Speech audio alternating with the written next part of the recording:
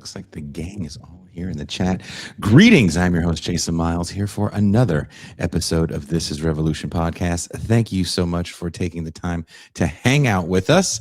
If you are new to the channel, welcome. Glad to have you here. If you like what we're doing, please hit like and subscribe. It is a passive gesture that goes a long way. If you're a returning listener, subscriber, thank you so much. And our patrons, thank you so much. If you missed it, at 6 a.m. on Monday morning, we streamed episode 4 of Deep State Kuba's limited run series, What Fresh Hell.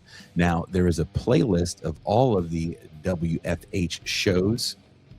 Tucson said, I thought that was work from home. I was like, I already work from home. Didn't Kuba work from home? It's fucked up. So you can have a Kuba overdose if you like. Tomorrow, Mac returns, and we'll be giving you some real deal sports talk and maybe, if there's time, some tomfoolery. Who knows? After the main show tonight, MT will be joining me in the champagne room to engage in a little TIR VIP velvet rope nonsense. If you are a patron or paid YouTube subscriber, those links should be up for you to join us in the champagne room. Quick reminder that TIR is listener funded, and if you appreciate the work we do here and you'd like to join us for movie nights and champagne rooms and read the latest issue of the Crisis Papers, what's love got to do with it? The Manosphere and its malcontents. Well, there are a couple of easy ways to become a patron or a paid YouTube subscriber. Your donation makes sure that TIR can continue to stay on air and bring programming such as this. $3 a month or $30 a year for a one-time payment is all it takes. Trust me, it's worth it. Now, let's have a fun discussion about the Manosphere. We coming for you, nigga. All of you. All of you. All of them. Thank you. All right, that's enough. Recently, I watched the Louis Theroux Inside the Manosphere on Netflix, and what stood out wasn't just the misogyny. That part is obvious. It wasn't even the contradictions, though there are plenty. It was something deeper. What you're looking at in the Manosphere isn't just a subculture of angry young men or a collection of grifters running game on the internet. What you're seeing is a fully realized ecosystem where everything is for sale: status, identity, relationships, even rebellion itself. These influencers present themselves as men who have cracked the proverbial code, but look a little closer and what you actually find are individuals who have perfectly adapted to the system they claim to reject.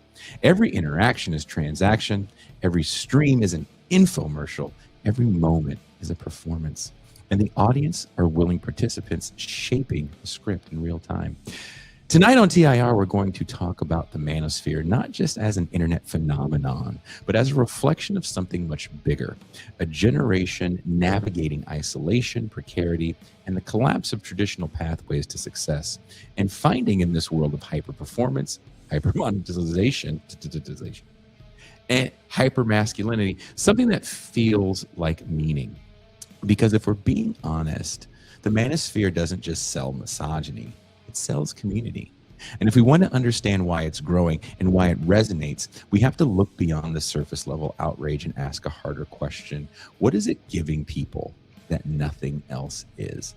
To have this conversation with me is someone who, beyond the voice of reason, helps me think through these difficult questions. Please welcome MToussaint.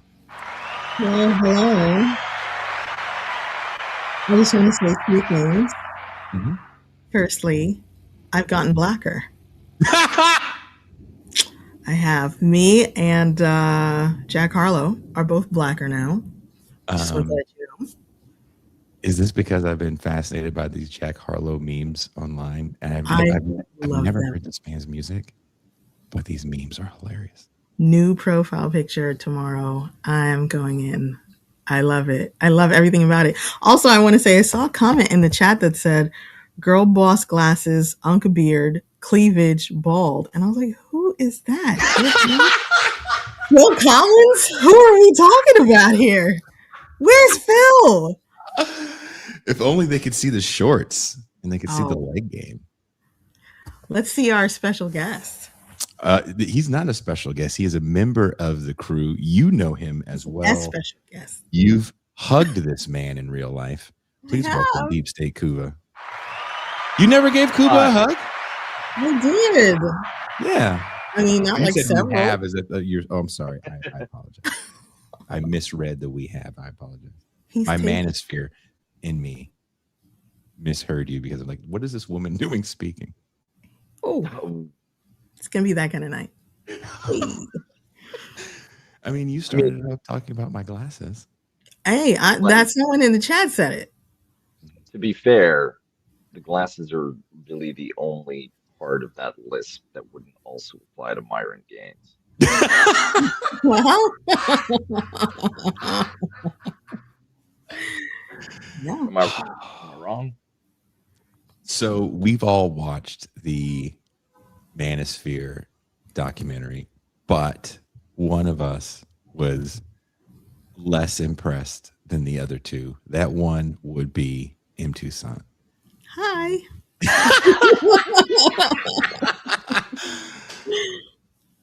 Was there not enough female representation? Oh, Nice. I thought it would have been interesting to have more women and to talk to more women and to talk to more little boys.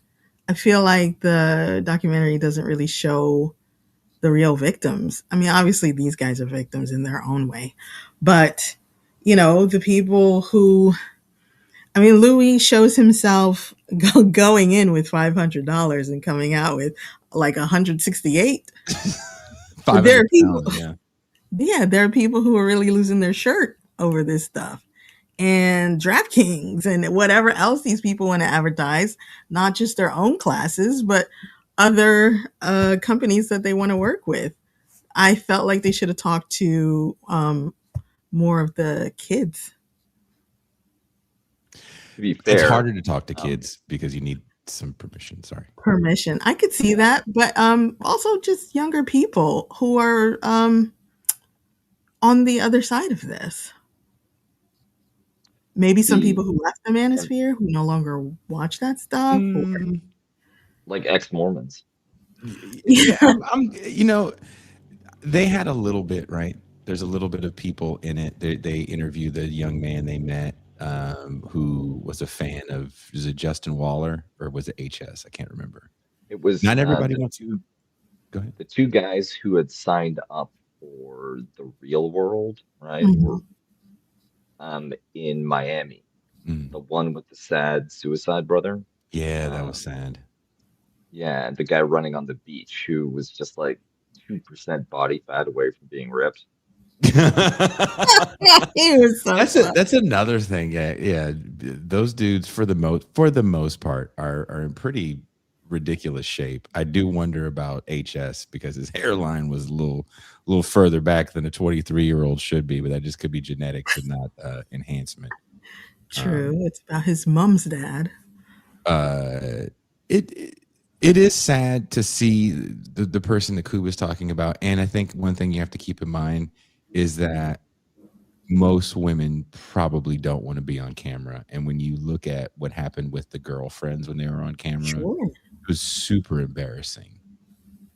Those men were really, they just can't break character. Yeah. I mean, I almost feel like the reason why Myron Gaines' girlfriend eventually leaves him. I mean, I'm sure, gave her plenty of reasons. But as online personality Nella said, that is embarrassing. Are you not embarrassed? That is like a really humiliating, even before it comes out, knowing that people will see what you've been putting up with. I mean, I wrote about that briefly in the latest crisis papers. That I did feel that had something to do with, nobody wants to get embarrassed like that, and those guys are so kind of in the character because the camera's rolling that these women, to put up with this shit, right? You have to be a decent man in this moment. Here's Louis Theroux. Show the world you're not a turd. And the young men, they're not young men, but the dudes that have, or not even wives, girlfriends and baby mamas can't stop being assholes. Well, that's the thing, right? If you break character for Louis Theroux and you pull a kind of Robert McNamara with Errol Morris, fog of war type situation, and you demonstrate that you have a depth of soul, you're capable of introspection, you're aware of your impact on other people. You can't just turn up and do the and fresh and fit the next day, right? Like Mhm. breaking these poor women's self-esteem and abusing your audience for likes, right? Like imagine what kind of psychological and emotional whiplash that would entail, right? Like, I got in touch with myself and I'm a decent human being. Um, Too bad my job prohibits me from keeping that up. I'd be curious though, what do you think is worse? Imagine somebody like Myron Gaines, an absolutely deplorable misogynist, chauvinist type. But as soon as Louis Theroux like walks out with the camera crew, he's like, "I'm Angie, you're my queen. I'm so sorry. Um, like I'll massage your feet tonight. We'll You, listen to some Enya, whatever you you know want, what it right? is though, Let me Kuba? make it up to you." And then he's like thoughtful and kind, but as soon as the equipment starts recording, snaps right back. Or somebody who in public, absolute gentleman, perfect behavior, 100% respect. But like once the last witness is gone, full blown Ike Turner. There's a lot of dudes like that. So Well, what is that's it? why I started the crisis papers.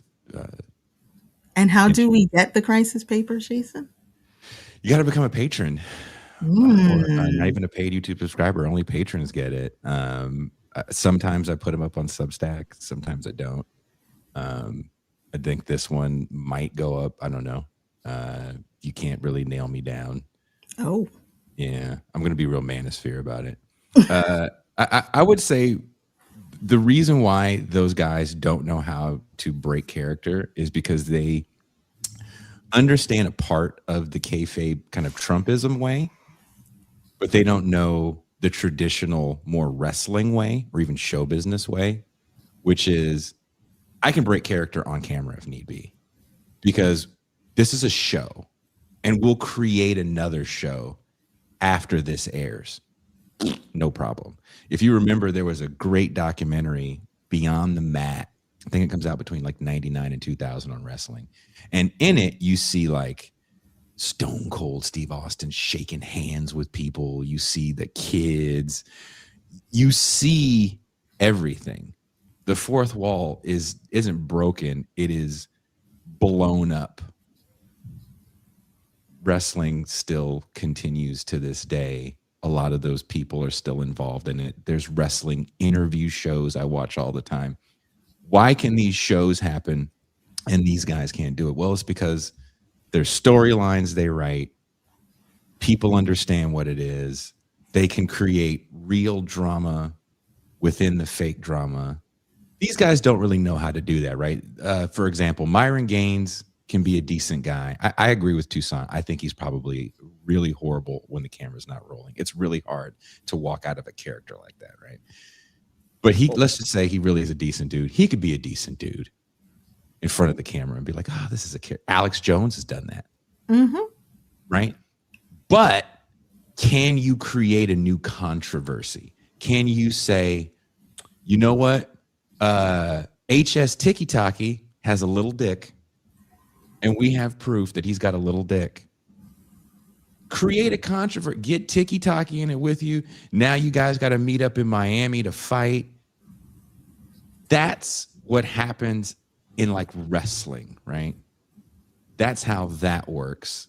How you can constantly break the fourth wall, let people in to see how the sausage is made, because it actually gains more interaction with the viewing audiences, which is ultimately what you want.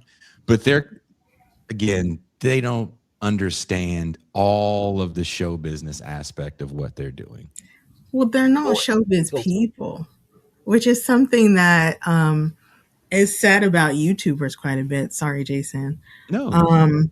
that Can you cut me when off they more in this show? This is your okay, I also just cut off Kuba. Sorry. you get 5 male cutoffs Noted. in this show. Thank you. Let's start the clock now instead of the other times I cut you off. Yeah, so when YouTubers get to be in movies, it's said that they can't hack it because it is just such a different format. They're not used to cues and hitting their marks and doing certain things. This is very much like a rogue thing you do on your own in literally in your bedroom, and it's a very different thing to really take this on professionally. A lot of these people start young also. It's not like they've done any internships for TV shows or news shows or anything like that. They haven't been on sets before until they've been on their own, unless they were guests for another show that's just like theirs. One of the things that I thought was interesting about Myron is I do wonder what he's like behind the scenes. It's so interesting what he did with the dogs. Because when Louis first starts talking to him with the girlfriend, he's holding a little white poodle. And then later on, he's like, "You see this dog, this big brown dog, this is the smartest dog in the city." He switches out the dogs for like a more quote unquote masculine dog. Yeah, got to get a more butch bitch. He realizes while he's holding the poodle that he doesn't look like a manly man, and he gets rid of the dog like halfway through. Fascinating. That's one of those things I didn't even notice. He likes the dog. Go ahead, sorry. Well, I think that one place where you also divert from actors and show business, wrestlers, those types, is the monetization model, right? These guys aren't selling tickets. They are largely making their money off of the guru image, where you can upsell people into lifestyle classes or pickup artistry or your exploitative financial platform, right? So you have to create a parasocial relationship where you're talking to the audience rather than performing for them. It would be different if they were selling tickets. That would probably be purer, and that would probably give them more room to, be performers and not just be monsters. Zahir says, "Is there no room for the Manosphere to reform dude in the social media scape?" There are people. There are some accounts, like some creators who have said that, very few. And then occasionally you'll find some dude being interviewed by someone else who says that he left the Manosphere. It is not it's not like super popular. Like there was a time where everyone was up in arms about the alt-right pipeline, and then you could find dudes who were like, "I left the alt-right pipeline." There's much less of "I left the Manosphere." I think it's just too attractive to a lot of people. I think the pivot is just a little easier because what is the Manosphere, right? It's kind of an amorphous blob. No one says, "Coming live from the Manosphere, this is Jason and a bunch of loose women." Like that's not. It's only you who says. Well, okay. How about this as a concept? You still keep the setting and the aesthetic of Fresh and Fit, and you keep the format where it's some ultra masculine dude bros and a bunch of OnlyFans girls. But instead of belittling them, he's like, "Okay, I see what your issue is. You think $300,000 a year is a common wage. That's actually not in this economy.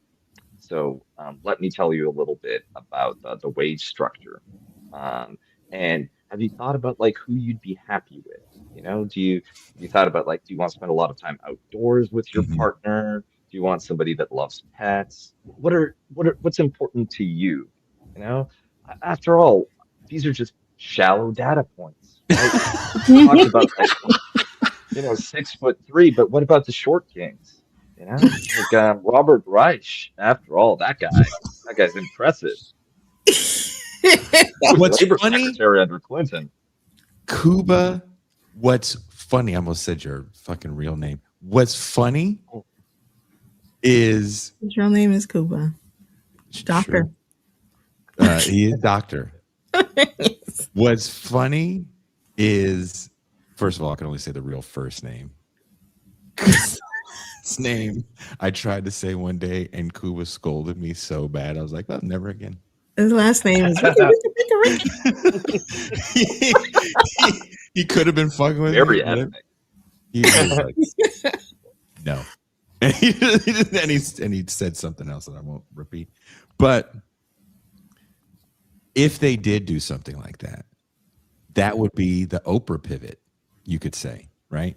Opening up the door to women, because women are watching as well, even to watch it, to hate watch it. And to have a show like that where you're being like, oh, but what about these guys? And then kind of open up the conversation and not talk at those young ladies, but hear what they have to say.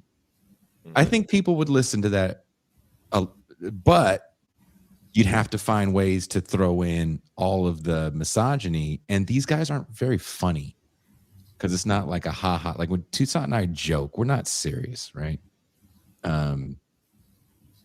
Yeah, those guys are like, serious. I mean, it feels like the sort of pivot that Howard Stern could pull off. Yes. Because that guy was an asshole, but was funny, right? Yes. And was capable of connecting with people, which made it even worse that he was often so abusive and exploitative, right? But I think there'd be room for that, right? Like, have one of these shows where you're just primed to hear the absolute misogyny from this like sort of no-neck void bro, but it turns out that you're getting Vin Diesel from Fast and Furious. Like, who hurt you, girl? You tell me. I think that would do. Maybe you disagree. I think that kind of show would do great.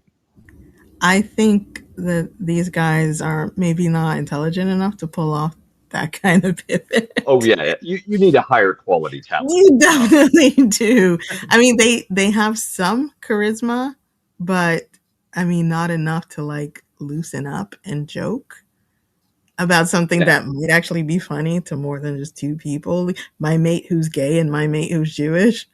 The problem too is that they need to have enough self-confidence to make themselves the butt of the joke sometimes, to demonstrate weakness, to show some vulnerability, and the whole basis of their persona, the whole appeal, is finding men that feel weak and vulnerable, that are going through difficult times, and showing this absolute facade of total power and control, constantly asserting that they're living the dream, that they have perfect success, which is reassuring for somebody who's at a real low point and looking for a mentor, looking for a guide, right? Like looking for hope that there's that they could get somewhere better.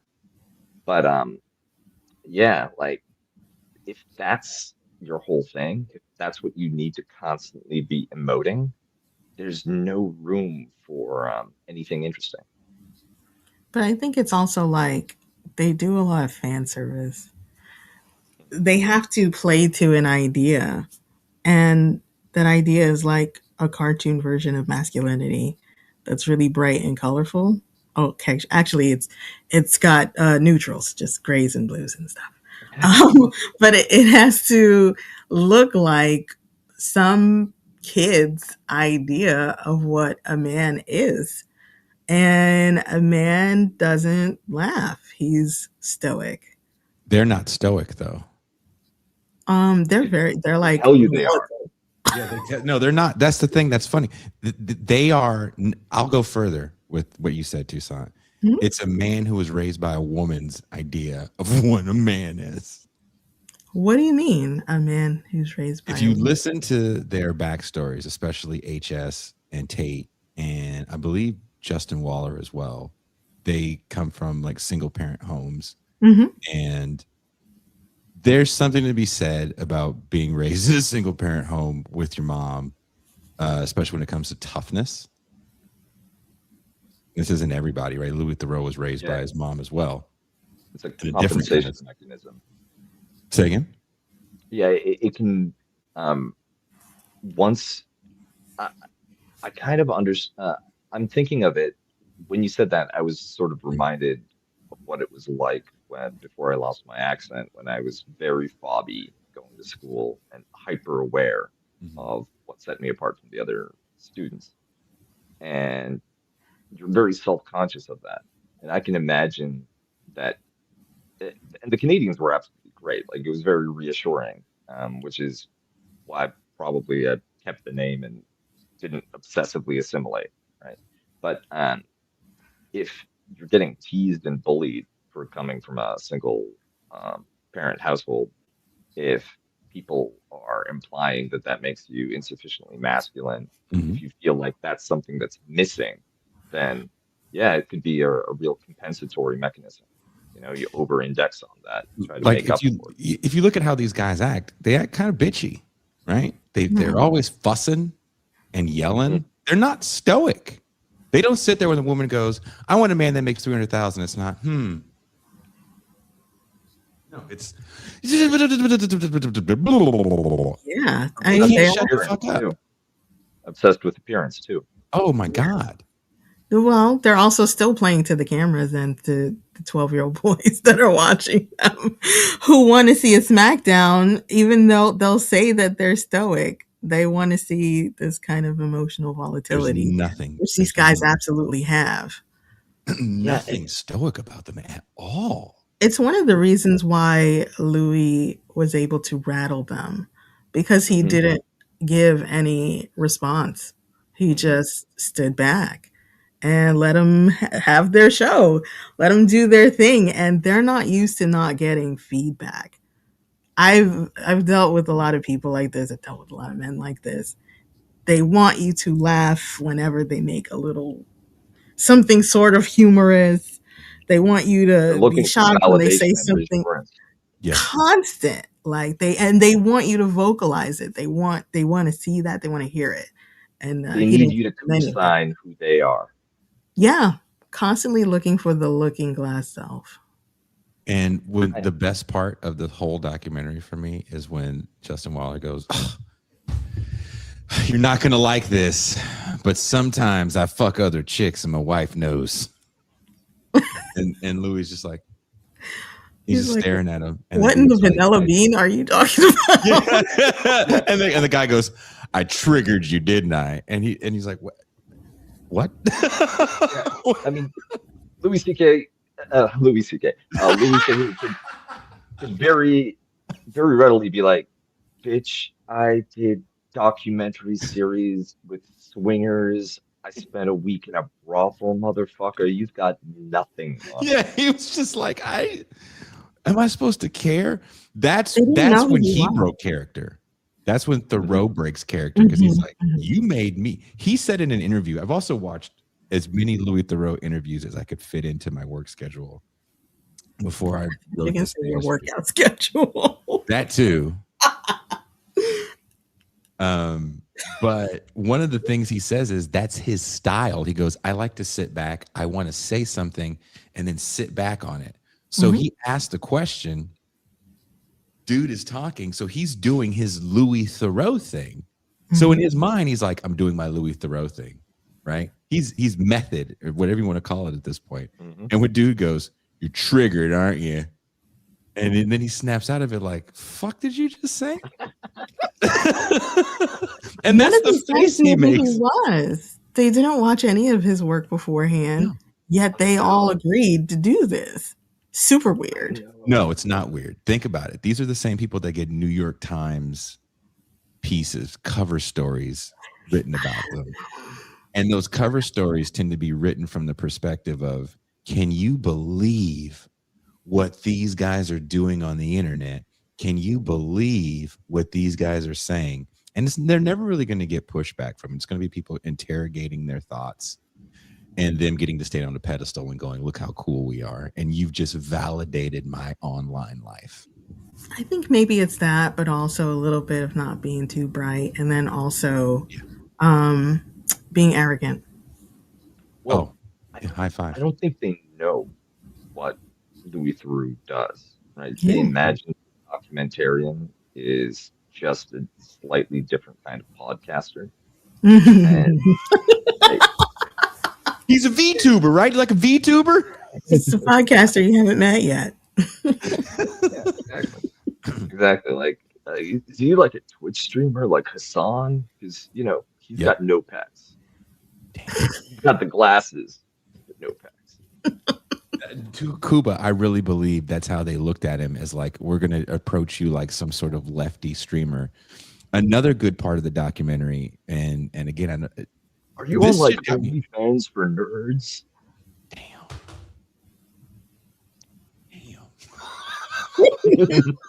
Damn. Damn, that's what I feel like we do.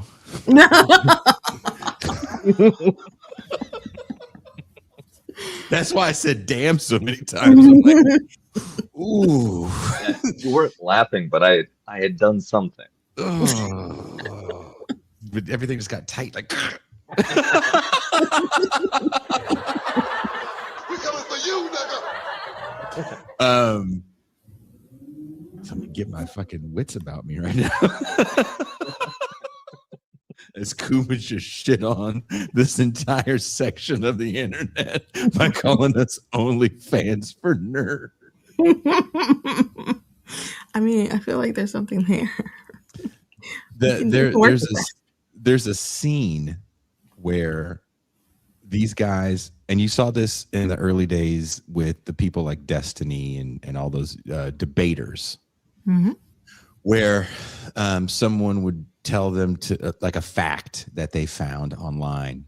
And this is the problem with kind of bullet points and not understanding context. And someone tells HS to ask Louis Theroux about his friendship with Jimmy Savile. And again, Theroux is kind of knocked out of character because he's like, what about him? He's like, that's your mate. And he goes, I kind of helped to expose him. But as he's saying that, he goes, you have freak offs with Jimmy Savile.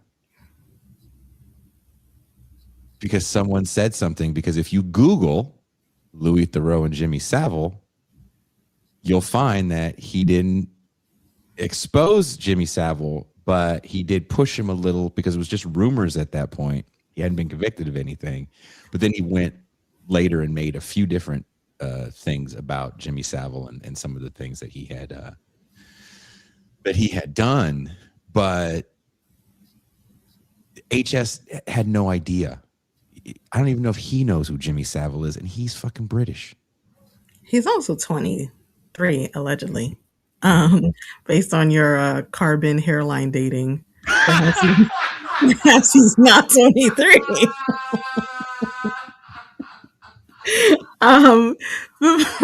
My understanding is the Jimmy Savile situation is something that is embarrassing for Louis. And for HS to bring that up was like kind of a soft spot. And that's how he kind of got Louis on the back foot there. So Louis was a little bit thrown with that. But it wasn't even because of anything HS thought of. It was his chat. Shout out to the chat. Yeah, but I wanted to ask, how do influencers like HS engage with their live stream chats? And what role do you think the audience plays in shaping the actual conversation? Funny enough, I was doing additional research after the Manosphere documentary. I watched all of the very British, hyper polite, actually takedowns through misses of the Manosphere. And one of them pointed out that one of the interesting aspects, sort of underexplored aspects, is the way in which the parasocial relationship can flip sometimes. And you have these influencers who are constantly presenting themselves as the most in control, the most alpha, the ones leading their perfect lives, become kind of sock puppets for any viewer that's willing to pony up a large enough super chat, right? Like, say the thing, meet man, right? Like, ask him about Jimmy Savile. Yes, yes.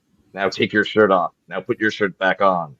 You know, and the truth is that they do. Like, if you're dangling the money, you can make them dance like monkeys. Which, incidentally, super chats are open, and we will answer any questions. If you were worrying. But in that moment where HS does confront Theroux using that prompt from his chat, what do you think that reveals about control? Because it feels to me that these cats aren't in the control. And again, I wrote about this in the thing. I agree with the sock puppet thing. I think that they're puppets for the chat. They're not offering much because the chat is telling them which way to go. And they can't, kind of like what MToussaint was saying about the guy and the joke. Even when the kid kind of tries to ambush Louis at the end, he's constantly looking at the chat, wanting to know if he's got a thumbs up. Because again, these buff dudes are terrified of, hold on, wait a minute, hold on, wait a minute. I got a sound effect for this. Don't you wait, but it's over here. Not there, it's over here.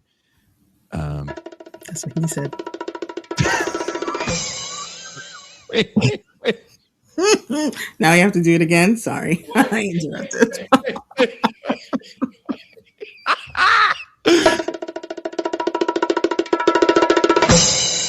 A man. They really didn't know how to deal with a man. They really were so taken aback by a regular ass man that had conviction and beliefs that it was intimidating. So all they could do is, oh, you got little arms with your bitch. Okay. Yeah, And somebody who wasn't looking at them with admiration, someone who didn't need anything from them, was frightening, right? Like, terrifying. it implies that because ultimately, it's funny. There's almost something Asian about that aspect of the manosphere where everything's a hierarchy. No one is actually friends because you can't have relationships of equals. If it weren't so crass and vulgar, then you could like sort of tease out a sort of senpai kohei, older colleague, younger colleague dynamic in all of this. Mentor, teacher, students, guru, disciples. But instead it's way too trashy for that, right? Like, but here's somebody who refuses to perform subordination for them, refuses to elevate them, but also refuses to lay out what he expects from them as their superior. Like, when you look at Andrew Tate, for instance, and he's with other dudes, it's clear that they're there as his entourage, right? It's not that it's people at the same level. There's always got to be, that's the thing, right? Like, if you have a worldview that requires an alpha, there can only be one. 100%. But that's not, I wouldn't call that Asian per se. Maybe you I was just thinking about Confucius earlier today. We're trying to be as racist as possible today. No. Exactly. Do the gong. Oh, wait, hold on. Wait a minute. You gotta say that whenever we say Asian, we have to say that. So I apologize. That's my apology. Wow. So I wanted to say the hierarchy, that is patriarchy. And somebody has to be on top and other people have to be on the bottom. That's also I'm going to challenge that. Ooh. I'm going to challenge that Okay. because if you ever spend time with high school girls, you will discover that hierarchy does not require a single penis. Yeah. Oh yeah, I agree. I agree with that. Certainly, all the girls are indoctrinated into all of this, as well as all the boys. Although the conditioning is different, but that's also, I wanted to say, it's in the shape of a triangle or a pyramid, which is also the shape of an MLM, which is what these guys are running. They are totally running MLMs. I did want to ask you, how do you figures like Myron Gaines, MToussaint, and Justin Waller describe relationships between men and women to you? That with a one-way monogamy. Yeah, I think that's so interesting because Louis asked them. I forgot what he asked them directly, but they all always give the same answer. I love women. Are you a misogynist? Oh, I love women. Yeah, the one way monogamy thing. I don't even know what to say to that because I am online, but it's not purely being online that I hear this. I've just heard that for like so many years. I there's like no shock value to that for me. Like a man that you were Term. trying to date looked at you and you were talking and you were like kind of dating and you said, I'm in a one-way monogamy. You might not have heard this yet because it's 1998 and the internet really isn't that common in the home, but just know that means The term, like the one-way monogamy, is just polygamy. It is. Yeah, And like literally. yeah, I have heard I've heard a lot of men, particularly black men, say that that is the natural state of the black man. He is supposed to have many wives. I've heard So, white boys say that. I don't think yeah. niggas have a Black men. monopoly on ignorant bullshit. I've Oh, definitely for heard white sure boys they say that. don't. I'm saying that's who I heard. A lot of hoteps talk like that, and unfortunately, I've been around a lot of hoteps. So the picture of you in New York in my mind is you walking around with those big hoop dangly earrings and a ponytail. And you're constantly looking, there's like hotep preachers on the corner, and you're constantly stopping to hear what they have to say right before you get into your breakdance circle. Is that No. kind of what your childhood was like? What happens is I stop putting conch in my hair, and my hair is no longer chemically straightened. I leave my house like a normal person and they come find me. That's what happens. I convinced my old gynecologist Like to go nat. hotep repairant. Hoteps Like, like it. It's a magnet for them. I convinced my old gynecologist to go natural. So she grew out her relaxer and she went natural. And her hair was kind of short for a while. And I loved it. She looked amazing. But she said, I have to go back to straightening my hair. It's attracting too many Hoteps and Rastafarians. I can't do this anymore. The picture in my head of this conversation is so inappropriate. No, I was wearing clothes at the time. You were just in the stirrups, like, No. you know, just seeing the top of her head. You should probably go natural. We did have good conversations in the stirrups, so it's very natural. Maybe it's not that way for guys. I don't know. If I'm in stirrups, there's just nothing but tears in my eyes and Ving Rhames' face in Pulp Fiction. It's you on the arm of a couch.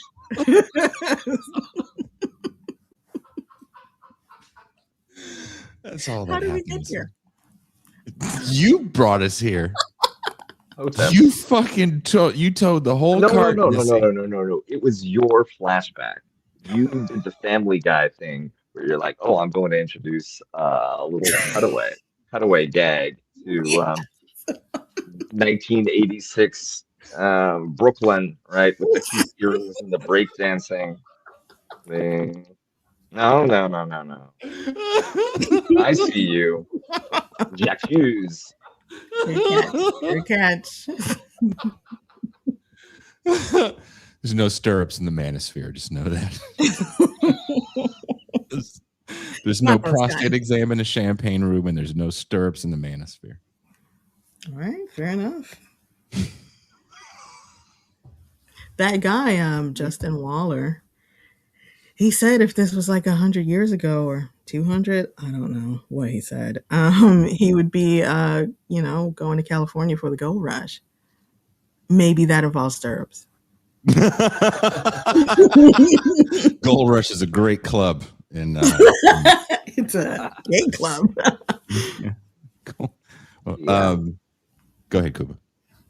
Well, yeah, I was also thinking about the outfits, right? Like the we talked before about how obsessive these guys are about their appearance, which in some ways is like a very feminine um, aspect, Mhm.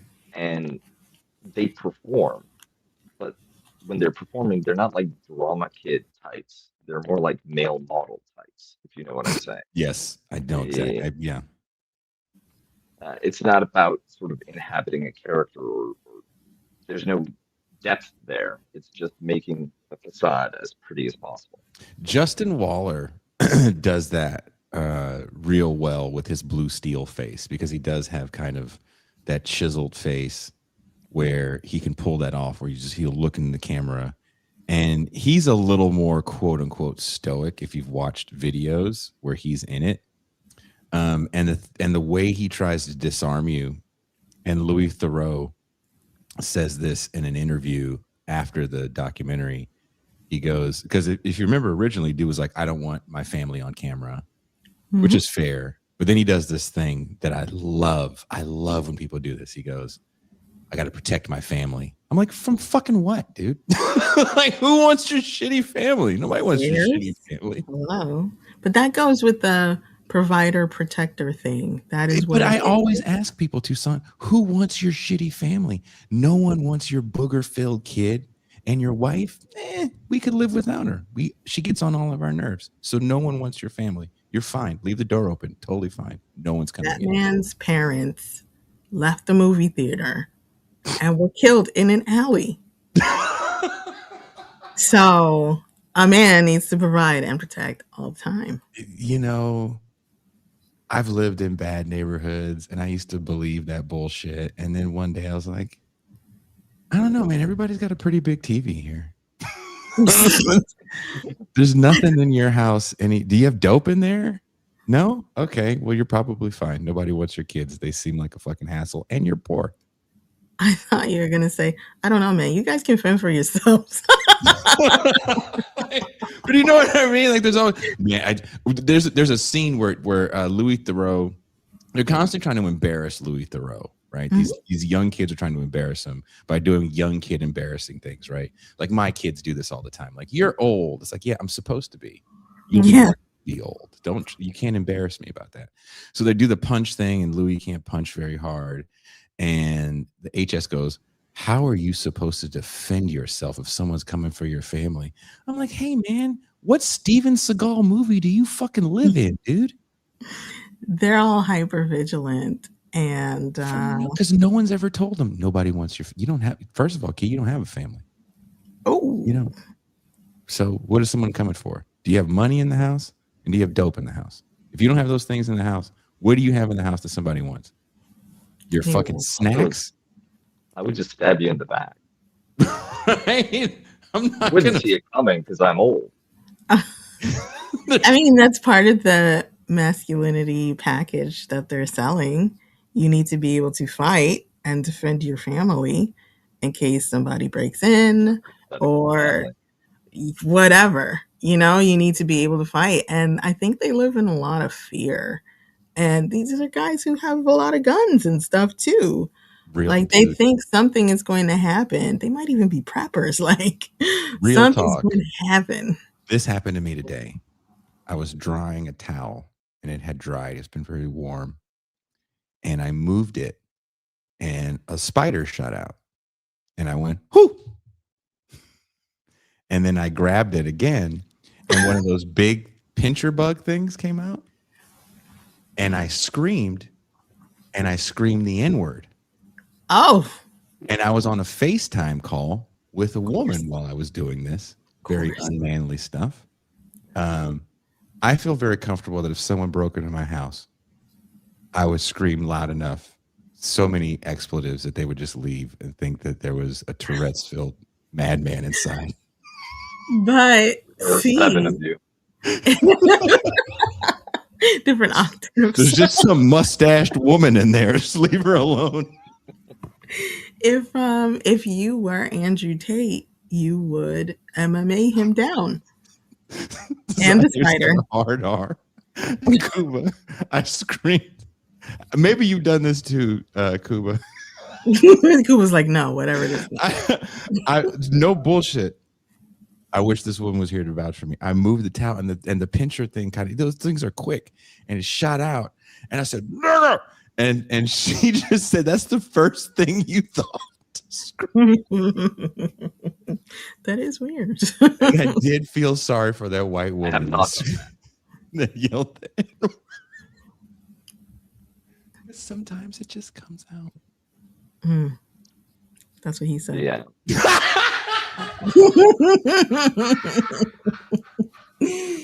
Well.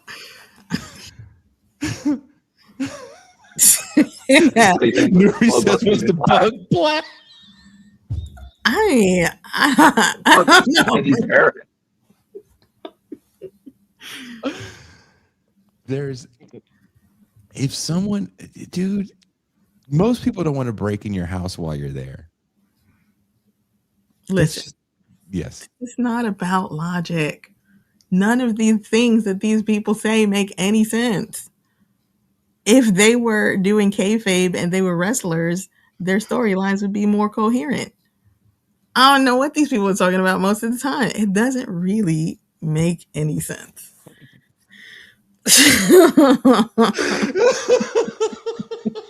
The bug is British.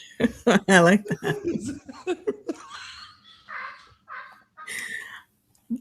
For our listeners, it says the pincher bug turns around and is like, "Is that appropriate, mate?"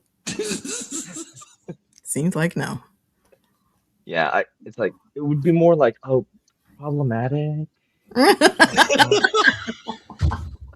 Dude, that was really problematic. I guess I can see why you would be comfortable saying that, but, you know. Somebody asked, is Jordan Peterson part of the Manosphere? I think he was. I think he was. I think there definitely was a lineup at the top of the Manosphere. But I think also more so what we're dealing with is Red Pill. Yeah, he was these guys a are tougher guy. For sure. On the margins. Like, we've got a smart guy too. Mm-hmm. Yeah, so, I mean, that would have been actually the ultimate move, you know, when Louis C.K. shows up for the penultimate interview, have Jordan Peterson waiting in. Ready to go. Sitting at HS's house with his mom. Yeah, with the whole spinning around in the chair. It's Jordan Peterson. Why, hello, Louis Theroux. What do you mean by misogyny? Jordan Peterson. You know why women wear makeup? Yes. Hello, everyone. I don't know exactly how to have sex since I wasn't informed, and I'm probably doing it wrong. No. Wow. Old school throwback. That screwed up this whole time. That's a throwback from the live show in LA. Wow. It's from the LA live Good show. time. Who was that? It's Jordan Peterson. Okay. I thought maybe someone was impersonating him. I don't know exactly how to have sex since I wasn't informed, and I'm probably doing it wrong. No doubt. I owe some apologies for that, and I'm trying to learn. I don't have sex with girls. I would. No. Girls. A lot of these people don't see. I don't know. Do they like sex? I don't think so. I think they do. I think the younger guys do, right? HS. He did. The Morgan, I keep calling him Morgan Wallen. Justin Waller definitely claims he likes sex, but the way that he tries to justify his love for his wife, again, was one of my favorite parts of the thing. When he's like, "Woman sees the ring on my finger," and I say, "Yeah, I'm married. This is my wife." Bam.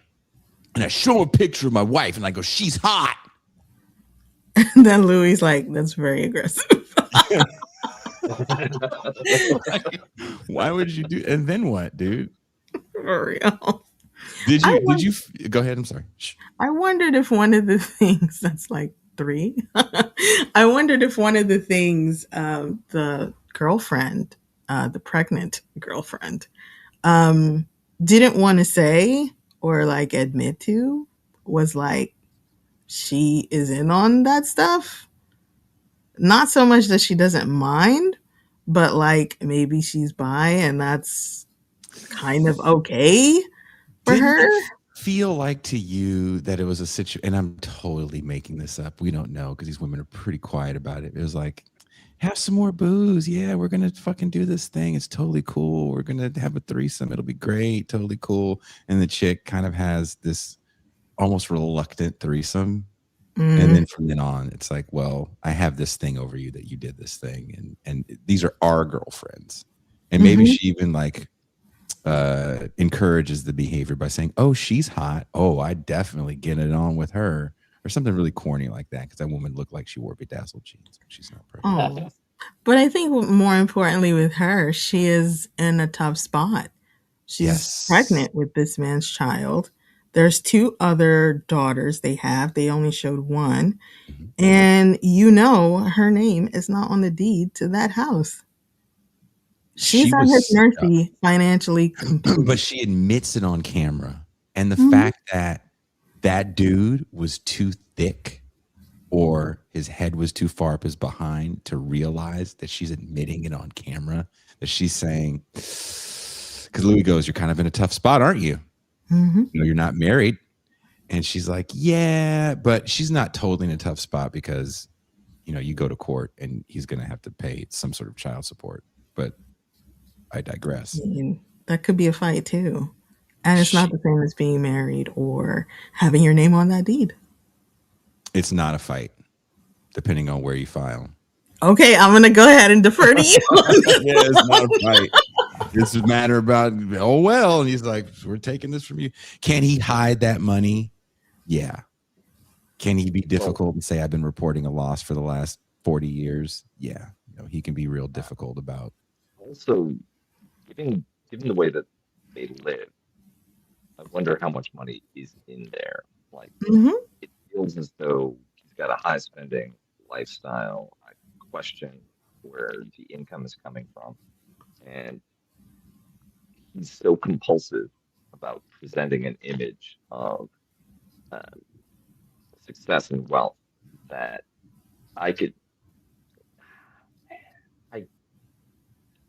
he also doesn't seem like he has any Jewish friends. So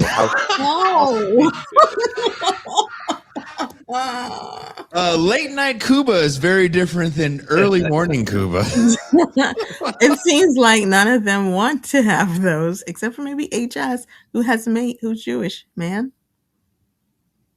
Oh, he's also got, I like his mom. Do you? That was my favorite part, right? That to me was Louis Theroux's absolute masterclass, right? Like when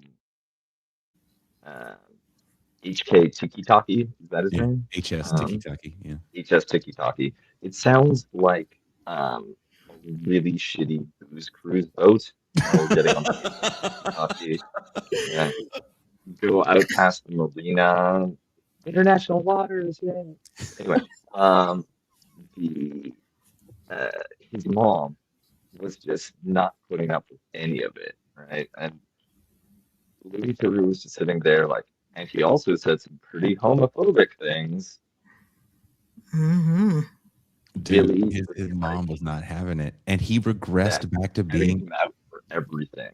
But didn't he feel like he regressed back to being a teenager when he was around mom? 100%. 100%. But one of the things I found very interesting is that mom is a boy mom. She's apparently some kind of liberal, but this is what MAGA moms are also like. Because he paid for that house. And so ultimately she's like, you know what? I need you to stop attacking my boy. Because he didn't do anything wrong and you're making money off of him. So what you saying? I thought the mom thing was interesting because you also saw a bit of shame. There's two things for me that really were mind blowing for me. Who was ashamed? Say again? Who was ashamed? The mom. Mom is kind of looking at her son acting in a certain way that is embarrassing because the whole time, even when before Louis Theroux gets there, they show the mom. She's trying to rein him in. Say again? She seems like a classy lady. She seemed like she was tired. Yes. Tired of his shit. But there's this thing with the kids. I thought you said hired. Sorry. No, she seemed like she was tired. You know, he had a lot of respect for his mom, and he talked about how his mom, he understood that his mom worked really hard to get him through a private school and all this. And when his mom spoke in a tone that was like, you have to stop and calm down, he definitely stopped and calmed down. But I understand what you mean about the whole boy mom thing. But also I think there's guilt in her because she put a camera in front of that kid or allowed him to have a camera on when he was a little boy. Same thing with Sneeko. Like these guys, that's why they have these little kid names. They've been around for a long time in a space where they kind of only understand the world in that internet space. So they really go ahead. They're like neo Mouseketeers. Adult Mouseketeers, kind of, yeah. I would say also sometimes single moms feel guilt, and some people picked up on this maybe with the mom for not having a dad, not having his dad around. Sometimes moms carry that around, and it's like in all their interactions with their kids, especially their sons, like, I'm sorry I couldn't get a dude here for you. Because some moms and some women really buy into all of that stuff too. They buy into the triangle, the pyramid. His dad seemed like a bit of a Rolling Stone.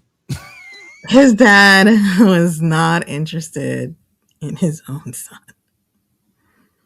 Well, I don't know the whole story with his dad. I know that what made me not sad, but it's kind of like, this isn't, man. And the kid, he does reunite with his dad for the first time in years, but he's streaming it. Yeah.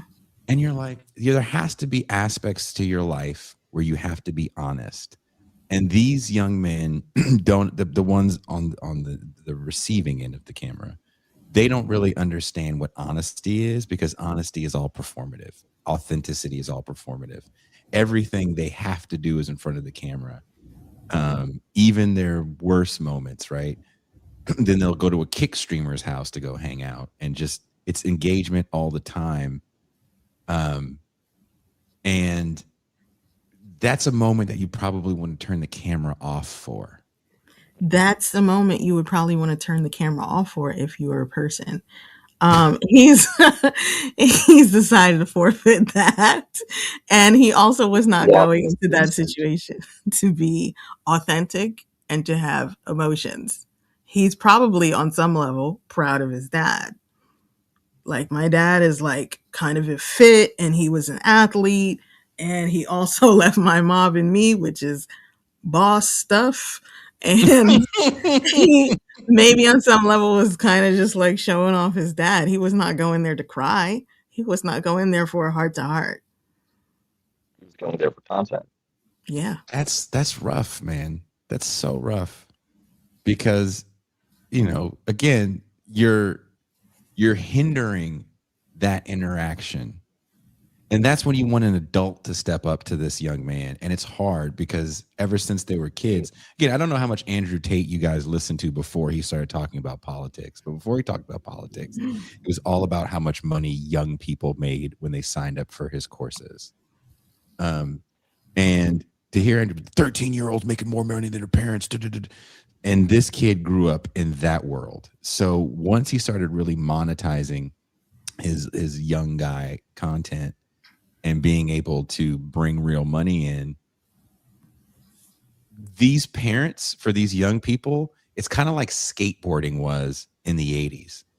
unless your last name was Hawk, there wasn't too many families that were into skateboarding and understood the mechanics. So those kids got to do whatever they wanted to do if they made a couple bucks, right? There was no coaches, skating coaches, like we have soccer and basketball and baseball dads and moms and stuff like that. And it's the same thing for these kids. Once they, MToussaint got one of them little YouTube channels where she talk about cooking and some other bullshit. I don't know. But once you start making real money, then you get taken a little seriously. And what can your parents do to guide you along the way other than give you moral advice? And at this point, you don't even understand morals because you're all about money. Well, I think that doesn't come from nowhere as well. So you do also wonder about the parents. But, oh my God, I lost my thought. Fudge. I wanted to talk about something else anyway. So we stop bringing up that comment. I thought the scene with his mom was actually a very interesting one. And I wanted to point out something that HS did with Louis, and then his mom jumped in on. So what I noticed was something called DARVO. It means deny, attack, reverse victim, and offender. It's when someone gets called out, denies it, attacks the accuser, and flips the story so they're the victim. It's been studied for decades, and this is because it works. This matters because it works. People tend to believe the victim less when they see it, but when people know the pattern, it loses its power. So I actually had that written down. Obviously, you could tell I was kind of reading it. Can you explain how that works? Can you act out a scenario for us, please? Well, you can see it in the documentary. So Louis asks a question, HS gets uncomfortable, and then he's like, you know what? You're here to see me. You're using me, actually. He's denying it. He's accusing Louis, and suddenly he's the victim out of nowhere. And then his mom is like, you know what? Yeah, you're here to see my son, and you're making money off of him because she's in on it. She don't want to lose that bread. She is like all those MAGA moms. They say that they feel a certain way about women, but then they vote like their husbands, or ultimately it's like they want to be close to the power. That's my sense from her. Like, she's like, wait a minute, you're not gonna like come in here and threaten this. This is my son. This is my access to power. You described DARVO, that once you know what it is and can name it, it loses its power. Mm-hmm. I'm like, that's classic demonology, right? DARVO sounds like he could be a prince of hell, maybe a magnate, the seventh circle.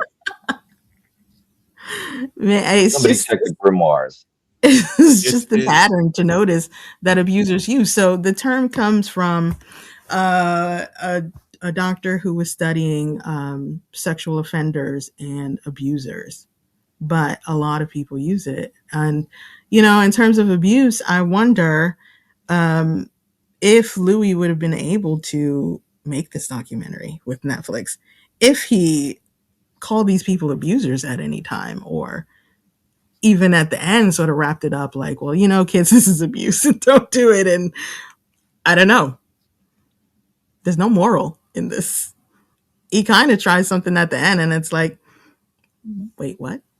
Oh, you mean where he asked the kids, like, why don't you do something kind with your content? Because the kid didn't start off. Remember, he starts off as a fitness influencer.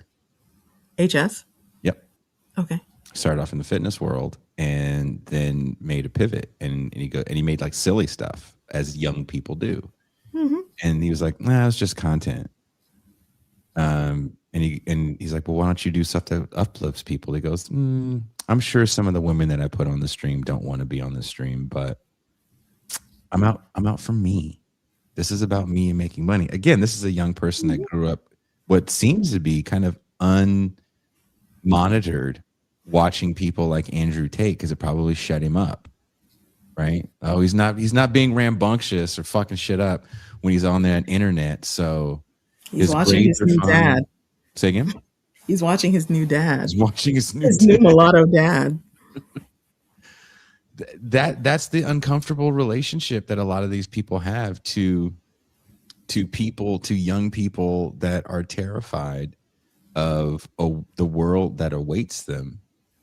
You know, we kind of underestimate how connected even younger people are to news and the realities of the world at hand.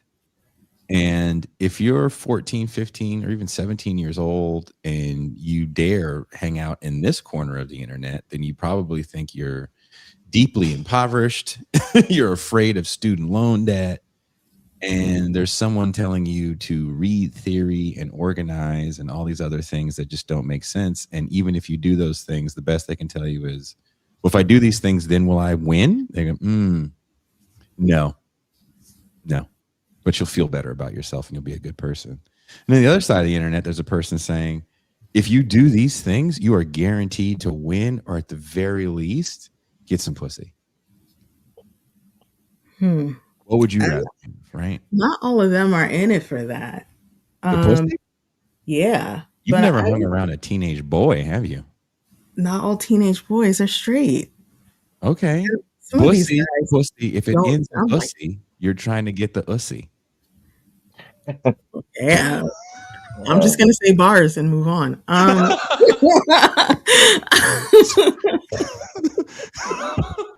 You made me lose my thought. I hate you so much. Oh. Bunch of 14-year-olds. Okay, this was my hell thought. Yeah, I want some pussy. So the reason why Andrew Tate is the top G is because he is the one who went through the Matrix and won. That's what they consider him. They consider him the winner. At least that's what they used to say.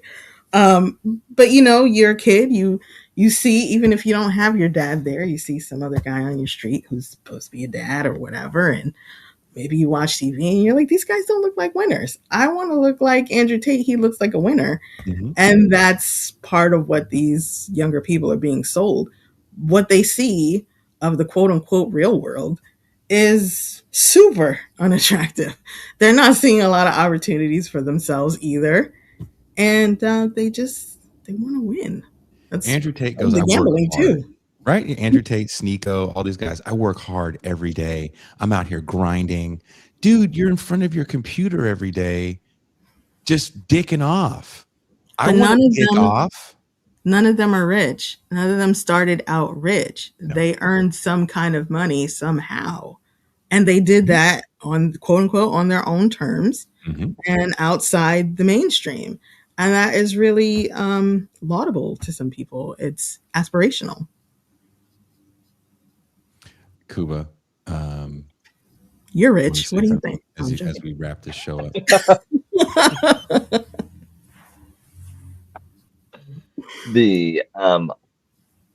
If you think I'm rich, I can't imagine how breathtakingly poor you must be.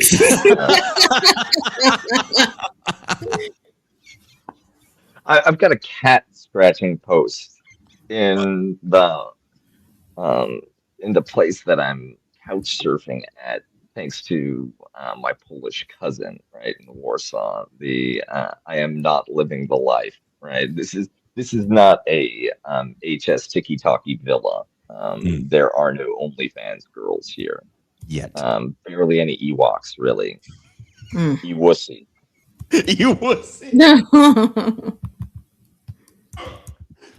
That's how Kuba's going to end the show. A wussy. Or Ussy X for those of us that are woke. Oh. Right.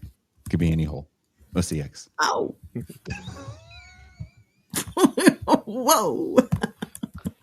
Be your mental hole. Can I say something?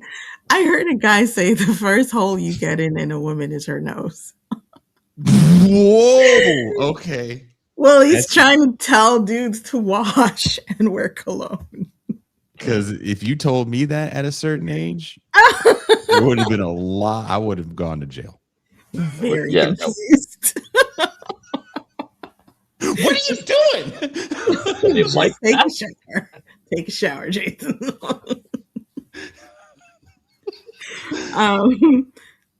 what was it? I wanted to say that Hey, quick.